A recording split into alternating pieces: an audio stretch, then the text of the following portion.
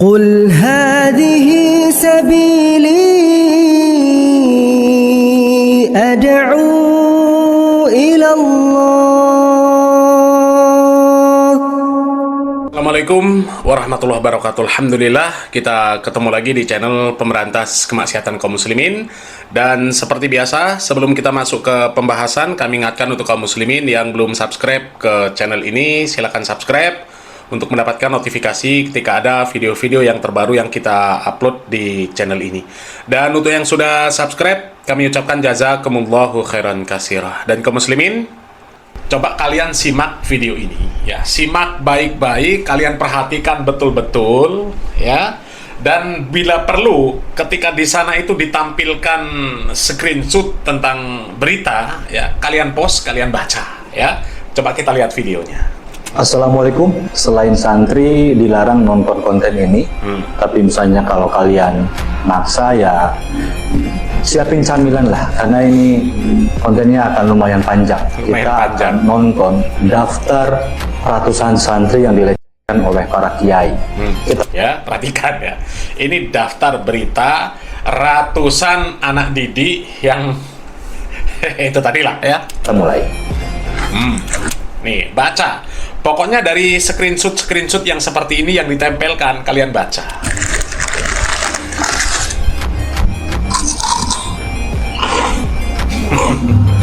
Sambil makan ya, santai.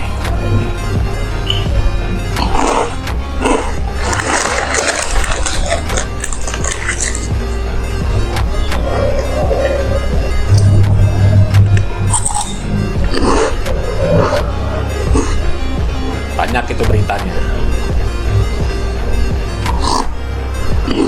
Yang jadi pertanyaan adalah, ketika satu kiai atau satu pondok merasa dilecehkan, para santri ini kompak untuk melakukan demonstrasi. Lalu apa yang akan dilakukan oleh para santri ketika mengetahui ratusan santri jadi korban pelecehan kiai?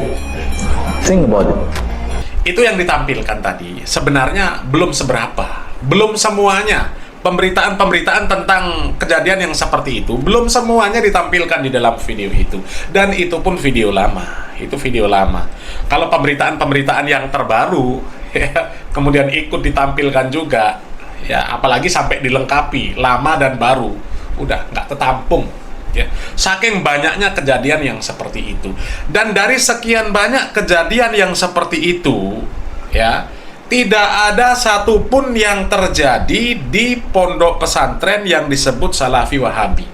Nggak ada satupun yang dilakukan oleh orang-orang yang disebut Salafi Wahabi, para asatidz yang disebut Salafi Wahabi.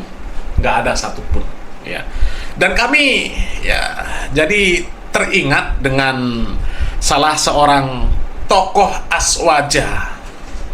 Ya, tokoh aswaja ini kan pernah memperingatkan kepada jamaahnya, jangan sampai jamaahnya itu menyekolahkan anak ke lembaga pendidikan yang dikelola oleh orang-orang Salafi Wahabi. Ya, coba kita simak videonya. Ya, bagaimana kita yang ahli sunnah wal jamaah ini mensekolahkan anak ke pondok-pondoknya Salafi? Hukumnya haram. Hukumnya haram mencekolahkan anak ke lembaga pendidikan yang dikelola oleh orang-orang Salafi Wahabi. Nggak boleh. Pertegas lagi ya.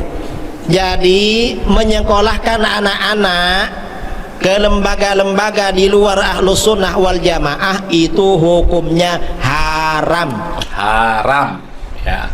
Salafi Wahabi bukan Ahlus Sunnah wal Jamaah. Jadi menyekolahkan anak ke lembaga-lembaga pendidikan yang disebut Salafi Wahabi, kata Pak Idrus Robli, hukumnya haram. Terus menyekolahkan anak ke lembaga-lembaga pendidikan yang masuk list berita tadi, hukumnya apa? Itu pun berita lama ya. Berita terbaru banyak ya, apalagi belakangan ini berderet-deret beritanya. Mengapa? Berarti nanti menyerahkan anaknya untuk menjadi pengikut aliran sesat. Oh, aliran menjadi sesat. Pengikut aliran tidak benar. Karenanya segera bertaubat, cabut dan pindah ke sekolah Ahlus Sunnah wal Jamaah.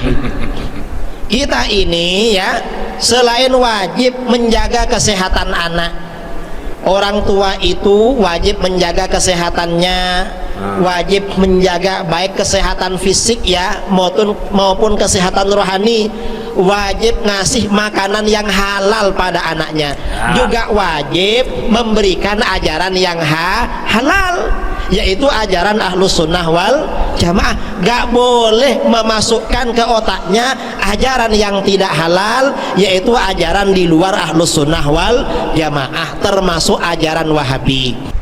Tuh, jadi nggak boleh mondokkan anak ke lembaga pendidikan milik Salafi Wahabi, nggak boleh. Itu hukumnya haram katanya. Ya, kita itu wajib memberikan kepada anak kita makanan-makanan yang halal, ya, untuk menjaga anak kita. Nggak boleh kita memberikan makanan-makanan yang haram. Begitu juga dengan pendidikan, ya. Nggak boleh memasukkan ke lembaga pendidikan Wahabi, nggak boleh. Itu hukumnya haram.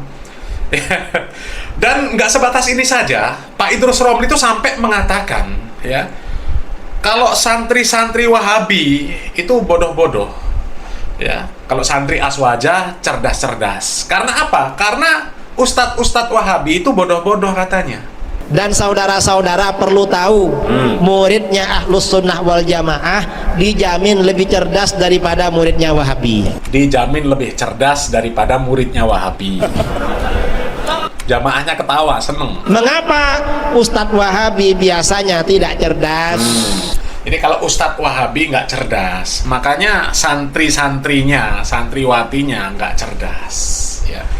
Tapi kalau kita melihat dari sekian banyaknya pemberitaan yang seperti itu, ya, pemberitaan tentang kelakuan Pak Kiai, ya, terhadap anak didiknya yang nggak senonoh itu kan rata-rata pakai modus-modus pembodohan, ya, katanya supaya barokah, ya, supaya barokah mijitin Pak Kiainya, supaya barokah ngerokin Pak Kiainya, supaya barokah mau dipegang oleh Pak Kiainya. Bahkan sampai ada, ya, modusnya itu supaya rahimnya suci, ya, supaya rahimnya suci, supaya bisa mengandung wali, bisa mengandung yang katanya keturunan Nabi. Akhirnya diajak hehehe sama pimpinan pesantrennya, sama kiainya, ya. Kira-kira santriwati dan santri yang sekian buahnya itu, yang menjadi mangsa itu, yang kemudian begitu mudahnya dibohongi oleh kiainya, kira-kira mereka cerdas apa nggak cerdas? Kalau santri Wahabi kan nggak ada, satu pun nggak ada yang menjadi korban pembodohan, ya, korban pembodohan dari kiai-kiai yang mengatakan dirinya barokah, sehingga ketika santriwati melayani apapun sampai melayani urusan itu juga, ya, itu dianggap barokah. Ya. Kalau santri Wahabi nggak ada yang seperti itu, ya. Dan salah satu berita yang terbaru itu terjadi di Pekanbaru. Di Pekanbaru, ya, coba kalian lihat beritanya lah, ya. Ini diposting dari akun, ya, Riau Online. Kalian bacalah, ya. Warga Kabupaten Siak, ya, dihebohkan dengan kabar seorang ini. Kalian baca, kalian perhatikan betul, kalian baca, ya. Kemudian ini gambarnya, ya. Santriwati asal Siak ini. Ya, kalian baca betul-betul, ya. Ini terjadi di Pekanbaru, dan Pekanbaru itu termasuk daerah yang sudah di warning oleh Pak Idrus Romli bahwa di sana itu ada tantangan besar. Pekanbaru itu ada tantangan besar, yaitu tantangan di sana itu berkembang pesat Wahabi, bahkan di sana itu menjadi target markas besarnya Wahabi. Coba kita lihat ini. Dan Riau ini sekarang mendapat tantangan paling besar. Mendapatkan tantangan paling besar Riau. Mengapa? Karena aliran Wahabi. Aliran Wahabi. Aliran Wahabi ini kelompok di luar Ahlus Sunnah. Aliran Wahabi di luar kelompok Ahlus Sunnah wal Jamaah. Yang paling besar lembaganya di Riau. Riau ini Pekanbaru. Dan Riau ini target, katanya ingin menjadi pusat Wahabi di Nusantara. Karenanya hati-hati dengan Wahabi. aliran Wahabi itu di luar kelompok Ahlu Sunnah wal Jamaah. Dan kalian ngerti kan yang disebut Wahabi itu siapa?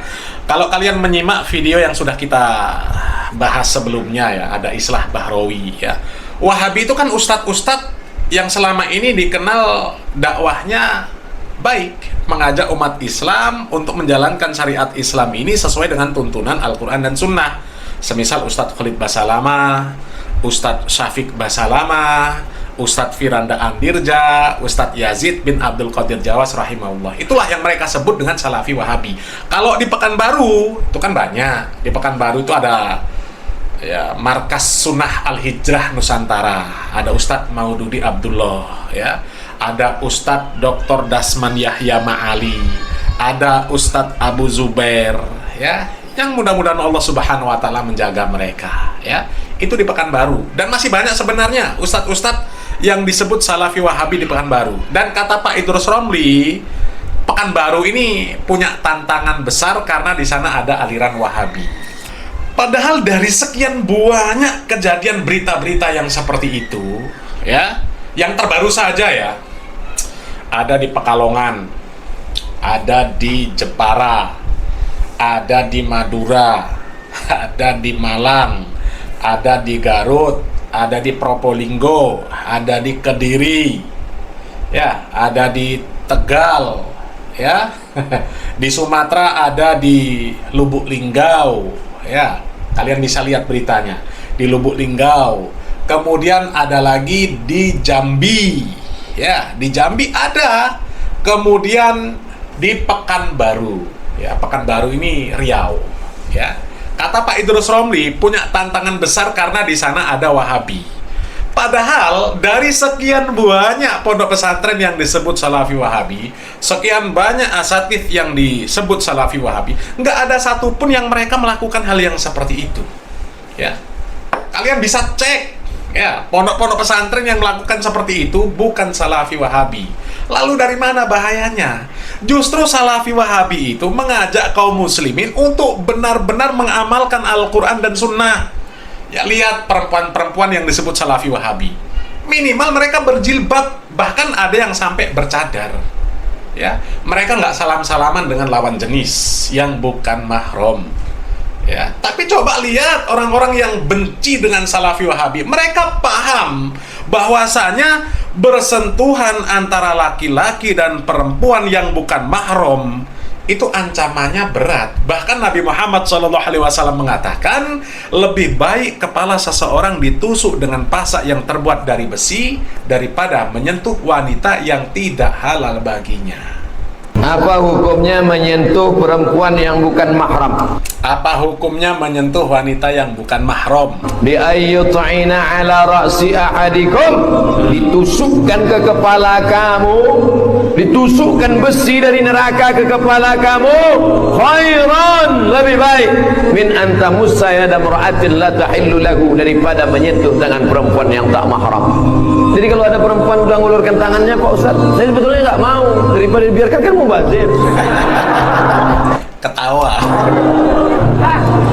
Padahal itu salaman-salaman tuh pas kampanye. Ini udah gini Pak Ustaz, gini kan lah. Insya Allah dia tak sakit hati. Senyum kita. Salam-salaman padahal dia terlalu kaku. Dia udah gini kan. Li ayyut'ina ala ra'si ahadikum, ditusukkan ke kepala kamu. Khairan min anta musayyada mar'atin la tahillu lakum. Tentu nengok itu down dia. Jadi sesuaikan juga. Jadi coba kalian pikirkan ya, lebih cerdas mana? Santri-santriwati yang mudah tertipu dengan modus-modus barokah yang dilakukan oleh para kiai yang sampai di ya, yang jumlahnya sekian banyak itu, dengan santri-santri Wahabi yang alhamdulillah nggak ada dari mereka yang mudah ditipu dengan modus-modus barokah seperti itu ya. Kemudian lebih cerdas mana? Guru-guru yang dia ngerti larangan kemudian ditinggalkan, dengan guru-guru yang dia ngerti larangan tapi tetap dilanggar ya. Silakan berpikir. Salam waras, salam akal sehat, barakallahu fikum, wassalamualaikum warahmatullahi wabarakatuh.